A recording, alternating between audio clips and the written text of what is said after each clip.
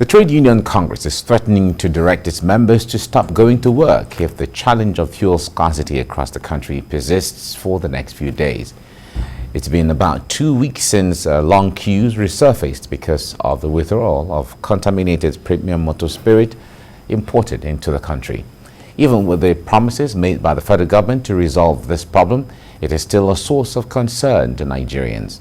The TUC is also demanding that the federal government identify and punish those responsible for the importation of the bad fuel that has caused untold hardship for Nigerians. Now joining me in the studio is the Chairman, Trade Union Congress, Lagos State Council, Comrade Gbenga Ekundaya. Comrade, nice to have you join me. Good morning. Great. Now at this time when a lot of things are going on, Nigerians seem to be some level of confusion here and there. What is it going to look like? What is it going to be? These fuel queues, are they going to persist for a long time? The government is promising, but can they fulfill based on the fact, based on the few days they say they were going to clear up things and things will return to normal? All that uncertainty in the minds of Nigerians. And then TUC is threatening to, down tool somehow or demonstrate or even go on strike if possible. Why this at this time? Well, thank you very much. As we are now in Nigeria, the major mode of transportation that we make use of is the road. And most, if not, most of our cars, at least above 90%, particularly the commuter vehicles, they run on petrol, the PMS.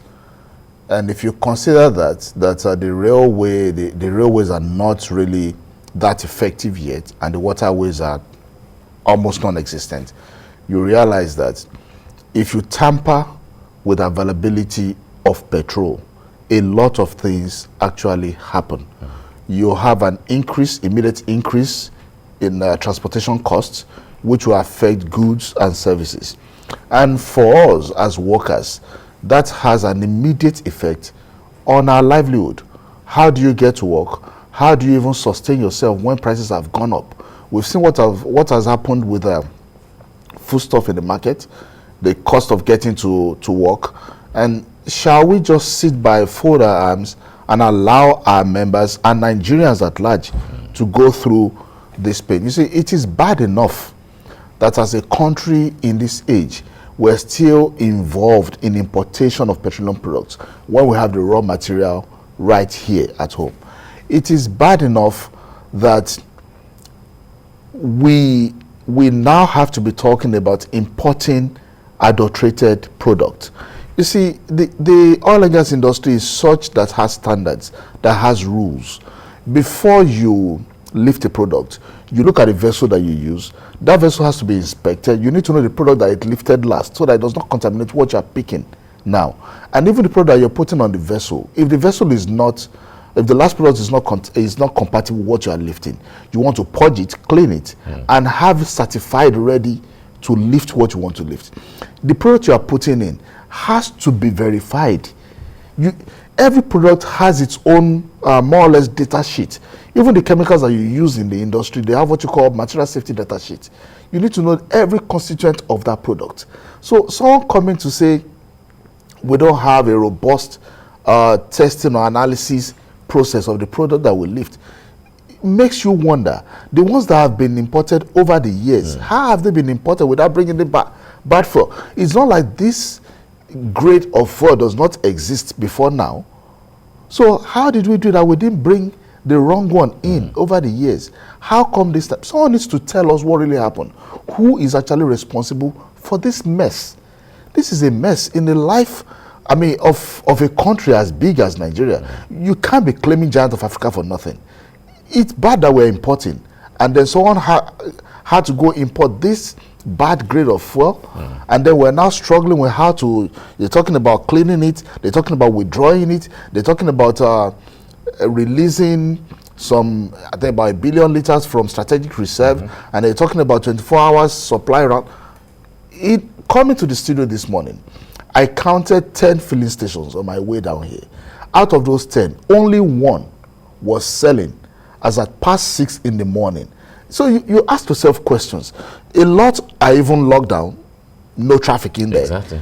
There is a second one that you had vehicles queued by the filling station. Just waiting. Just waiting. They're not sure whether they're going to sell after all, but they're just waiting. And then someone in government is telling Nigerians that we're working on it. What are you working? We can't see it. In the eyes of the TUC, what do you think really is responsible for this? Well, you see, people have been saying that government has no business in business. You see, we have a peculiar country with peculiar people who don't seem to be patriotic enough at heart. People that you give responsibility to, and what they think about first is probably their own benefit. Otherwise, someone should be thinking about what are we bringing to Nigeria. It's not anything new. So government should actually be telling us now who really dropped the ball, what failed in the process. How did we import the wrong fuel? But by and large, on the long run, what we should be talking about is adequate refining capacity locally. And I tell you what, by the time we get there, we shouldn't be talking about government being in charge of the operations of refineries. We have a country that's not going to work. You keep having round pegs in square holes. You keep having, employment within government quarters that we know how they happen, and then when people make mistakes, you really can't punish because there's a godfather somewhere that is, defending someone. If you have that kind of a system, people are not going to sit up. People are not going to do what they ought to do because there's practically no punishment. All right. Now, what TUC is threatening now, is it a strike? We'd like to hear categorically. Is it a strike or is it a demonstration? Or what is TUC demanding at this time? Okay, the labor movement has processes. Now, when we find ourselves at a situation like this, the first thing is you continue to consult, and that's what our national officers are doing right now. Consult and see how the government is actually responding to this, how they are getting us out of this quagmire. Now, the next layer to that is if we don't get the right responses, we will protest against what we're seeing. That is a warning to say you've got to fix this. Otherwise, there will be a total withdrawal of services, withdrawal of our members. And that's the one that as national strike. We hope we don't get to that. And that's why we are still coming out and telling them, we are here on the streets, we are seeing what is going on, what you have promised. Excuse me. The lifting and distribution in over 24 hours, round the clock, and filling stations are supposed to also work round the clock to clear the backlog. We are not seeing that. Like I've told you this morning, 10 filling stations, 9 were not doing anything. Only 1 was selling. Only the mobile filling station at Latif Jakonde here, Agidimbi, was selling. 9 others along my route were not selling. So again, you ask yourself, they say they have their officers on ground monitoring, make sure that filling stations are selling, all the pumps are working. Who are those officers? Are they really doing it? It's not enough for a minister to come to national TV or send out a statement that say we're doing this. You've got to ensure that there are boots on the ground to ensure that what you are saying is actually being done. So match your words with the action. That's what we're saying. Nigerians shouldn't have to be going through this.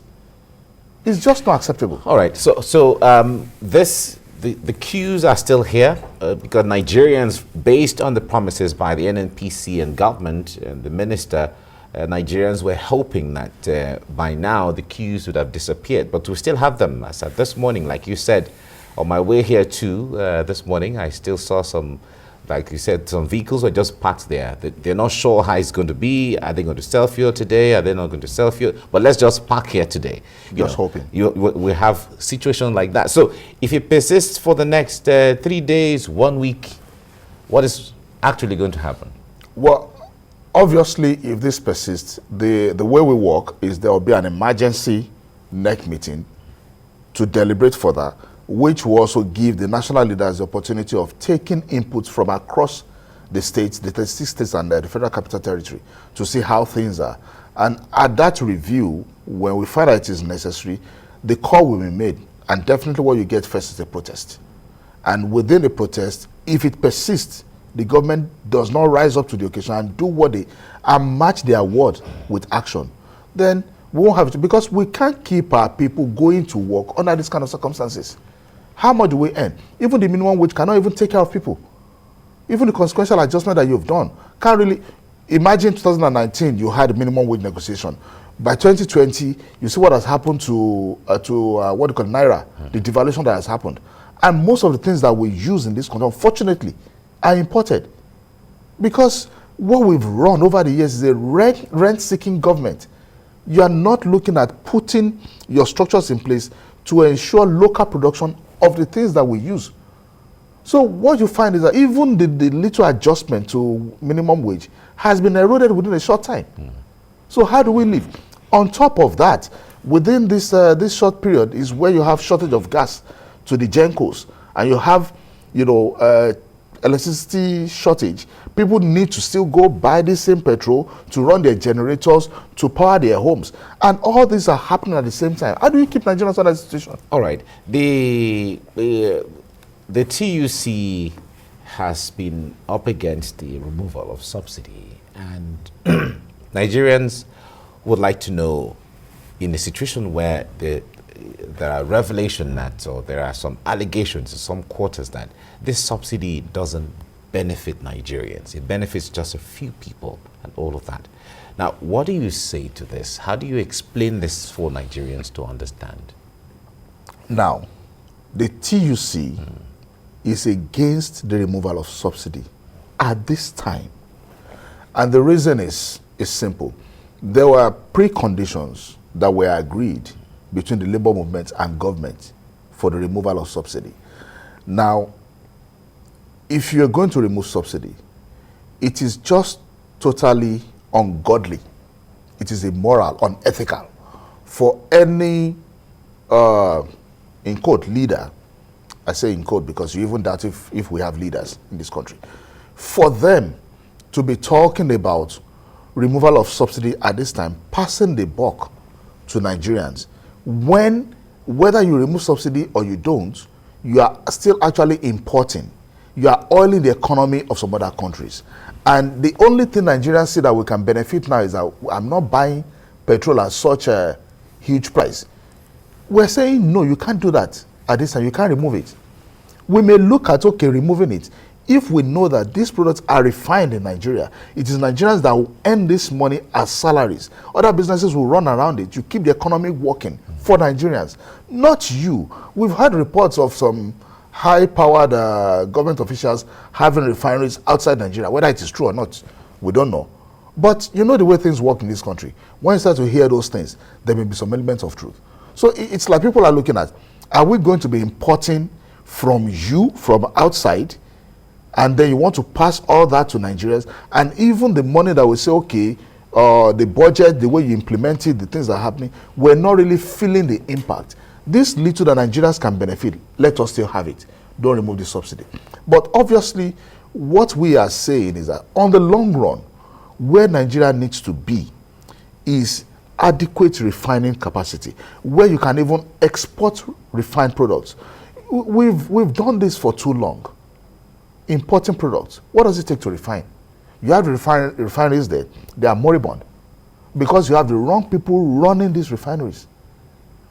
But you have, what do you call it? You have an arrangement, let me put it that way, that is working in the upstream, where Nigeria is an investor. Nigeria co-owns the joint venture operations, and the joint venture operations are actually run by competent operators. Why can't you do that with the refineries? Why must it be Nigeria running refinery? We've seen Nigeria run Nitel. We know what happened. We've seen Nigeria run NEPA. We know what happened. So, you know, these are the things that we're talking about. And if you remember, there was a time that Nigeria was really pushing for privatization. A lot of things that came up there was the way we're running those entities. People just collecting salaries, people collecting stipends and ESTA codes and different things, flying to wherever they wanted, that did not benefit those organizations. Yeah, but it is also, in the opinion of Nigerians, that it is the same thing that is happening in the subsidy regime, where a lot of few persons are benefiting from the so-called subsidy, where it is not trickling down to Nigerians. So the point there is, as it is right now, the TUC that has all the trade,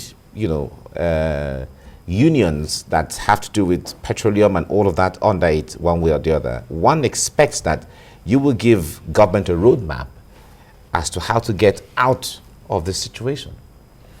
Well, to the best of our knowledge right now, there is some level of engagement going on in that regard. Okay.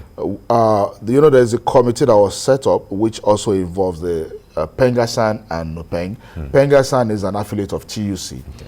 And what we know, there are things being worked. Like right now, the repair of the refineries is such that, as against the previous method of patronage, maybe giving contract to some politicians, what they're working on now is they've gotten the original equipment manufacturer to nominate a competent representative who is going to do it. And the information we gathered is that the way it's being run is that the finance is not coming through government bureaucracy.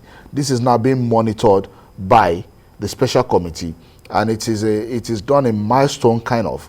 The the contractor, the repair, the rep does the job to a particular milestone. It is checked, confirmed acceptable, and the contractor is paid. If we continue with that, we can get the refineries up to an acceptable working condition. Okay. And when that is done, what we need to do is to remove the hands of government from the running. Allow competent hands to run it. Government still own part of it. Like what you have in the LLNG model. You have the gas, you have the natural gas that's been produced there, that you don't really have the shortfall like that. We need to apply that method where competent hand runs it, not the government run it with all our nepotism and tribalism and all those challenges that we have as a people. We cannot shy away from those challenges bedeviling us, but we need to know that they are there and find how we make sure that those don't affect the things that affect the livelihood of people. All right. Now, from the eyes of the TUC, how much of a game changer will the Dangote refineries, that is seen to be or presumed to be one of the biggest across the world, how much of a game changer would that be to some of the things that you were looking at? Local capacity, refining and all of that, or refining capacity? First is that with Dangote refinery, if it is properly managed and we don't allow Dangote to just employ Pakistanis and Indians, flood the place with such employment, Nigerians will gain employment to start with, which is a positive in itself. But as per having refined products available in Nigeria, there may be a little twist. I don't know. Now, this is my own opinion, my thinking. Dangote Refinery is situated in a free trade zone with access to, quick access to international waters. So if the conditions are not right within, it's a private business, probably financed with some bank loan, and those are going to be calling for their, for repayment, for servicing of whatever debt that is there. He will need to sell his product at the right price. Now, unless, a couple of things that could happen. If he's refining at, say, 200 naira, but he has to sell at 162 naira, it is not Dangote that will sell at that price. Government may buy from him and then sell to Nigerians. Now, what I would do and then is factor that differential inside. Exactly, which means the subsidy will not be paid to Dangote. The subsidy will still be there. That can be done. You have a multi-layer benefit. If that is done, Nigerians have employment in there, the economy is moving. The money is also moving within the economy as against going offshore to import. That will go a long way to help. But if the terms and conditions are not right for Dangote, I bet you the businessman will take his product offshore to find his money because he has bills to pay. So that needs to be carefully worked so that Nigerians can benefit from Dangote refinery effectively. It's also heartwarming that we're hearing that the government of Nigeria has invested in Dangote. To that extent, maybe they'll be working on, okay, this particular parcel belongs to Nigeria because we invested in it, give it to us, and they take it in country. That will also help with the volume of products that will be that will be available in the country. By and large, there are a lot of things that you can postulate out there, but we don't know how they're going to run it. We'll wait to see, okay, how exactly they want to run it. And of course, we'll also be monitoring to see that Nigerians derive the best from Dangote Refinery. All right. Thank you so much, Comrade Benga Ekundayo, Chairman TUC Lagos State Chapter. We really appreciate you for coming on the program. Thank you very much. Thank you. Happy to be here with you.